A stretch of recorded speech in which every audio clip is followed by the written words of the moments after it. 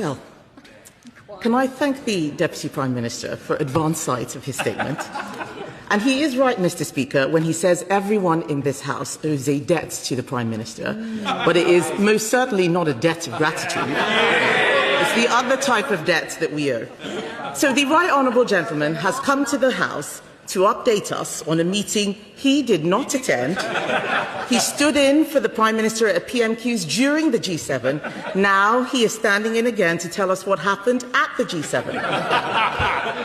Where is the Prime Minister? Where is the Prime Minister? He says he needs to stay in post for 3 months, but then doesn't come to Parliament to do his job. He wants to go on a farewell tour, while the new member for Makerfield is asking for a summer holiday to work out what he thinks. In the meantime, no one is in charge and Britain is not being governed. The Prime Minister gave assurances at the G7 about military support to Ukraine. He gave those assurances after the Defence Secretary resigned because he was being forced to make decisions that would increase the risk to our armed forces. The Prime Minister gave assurances about sanctions on Russian oil and gas, while here the government was lifting those sanctions. He is saying one thing abroad, Mr. Speaker, but doing the opposite at home.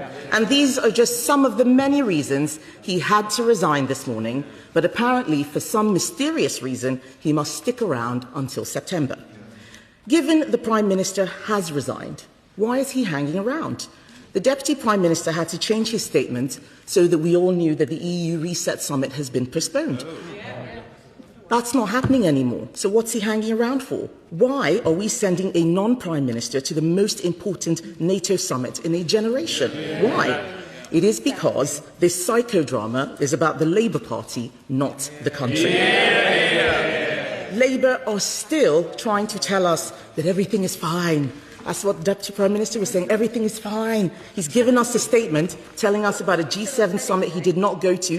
The few Labour MPs who bothered to turn up were nodding along, pretending to be listening intently, but in a few minutes they will all scurry back to their offices and focus on their real priority, lobbying for jobs in the next government. So can I take the opportunity to congratulate the Right Honourable Member for Makerfield on his election, Mr. Speaker, but can I just point out that the new member for Aberdeen South is here. He is here. The member for Makerfield is not here because he is more interested in his leadership bid than Britain's national security. 2 weeks ago, the Defence Secretary and Armed Forces Minister as well quit the government because Labour's failure to fund defence is putting our national security at risk. This will not disappear from the member for Makerfield's in trade just because he won a by-election. If he becomes Prime Minister, he will be briefed by the heads of our military about Britain's reducing ability to defend herself, let alone Ukraine, as the Deputy Prime Minister said. In order to fund defence, we need more money, not more speeches at summits. He will find that Britain is not able to borrow any more money. He will find that it has all been spent on welfare. He will realise that this government is providing export finance to rebuild Ukraine's energy system while crippling our own, reducing sanctions on Russian oil while sanctioning oil from Aberdeen. Only one thing matters at the G7 and NATO summits, Mr. Speaker, and that is our collective national security. Sorry, the Minister is chuntering. Can he say anything about why the Defence Secretary resigned? If they're all living in La La Land, I'm going to wake them up. I'm going to wake them up to stop pretending that everything is fine, because it is not. Let me remind him, Mr. Speaker, that the Prime Minister is resigning because he failed on national security. He appointed a known security risk as our ambassador to Washington. He is destroying our energy security, which is national security, and he is refusing to fund the defence investment plan needed to keep our country safe.